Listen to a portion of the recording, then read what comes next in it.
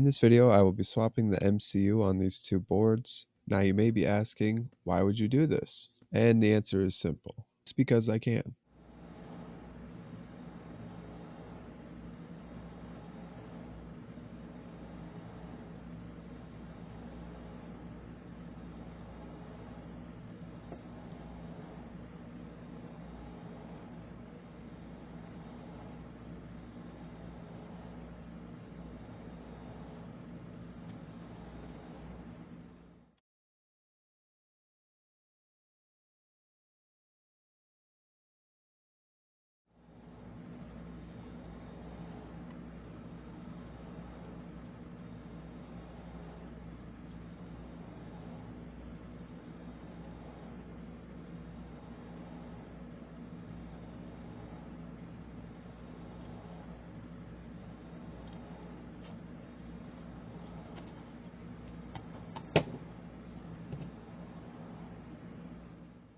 So I'm thinking the best way to do this would be to use the tweezers to pick it up by the corners like this, and then we could just remove it without affecting that capacitor.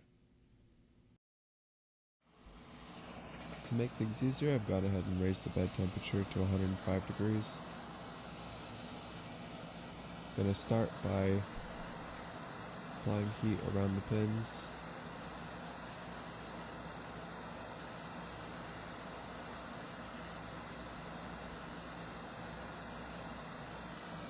And now we're going to go ahead and grab it while applying heat directly to the center of the chip.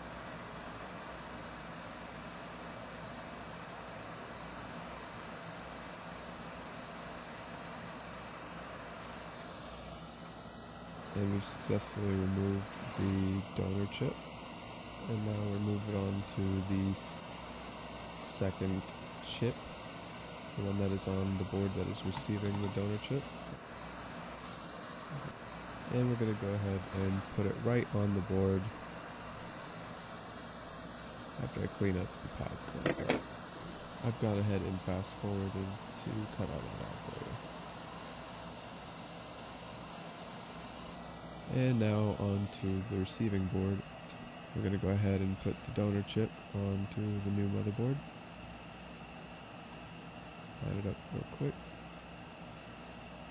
And I'm going to jump ahead again. And this is the final placement of the chip. Just trying to line it up best I can. And I think that'll do the trick.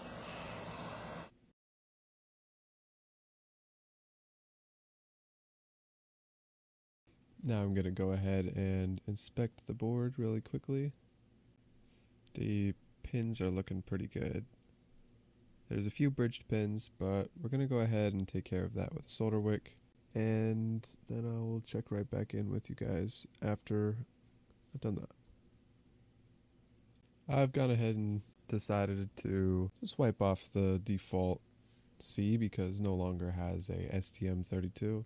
And since I have another GD board, I figure I might as well just go ahead and mark it correctly so that way in the future I don't get it wrong.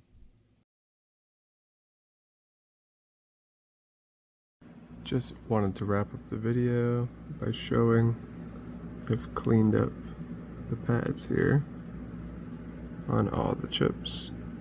Well, not all the chips, just these two. Where is it? Looks pretty good to me. Yes, as I thought, that was a false alarm. It's not cracked.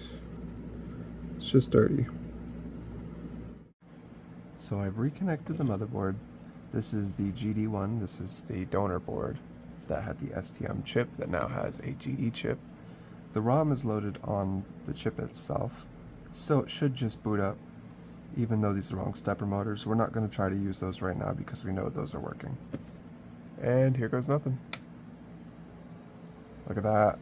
So this is a success. This motherboard works. We've successfully taken the old GD Ender 3 Neo chip and put it onto this board with the A4988 steppers. Okay, you can now disconnect this board. Go ahead and bring the receiving motherboard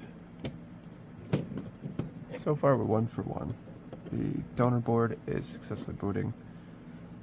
Now let's test the receiving motherboard. Let's test this out. Look at that. That is a success. Interesting. By the way, we have successfully put the STM32 onto the board with the TMC2208 stepper drivers.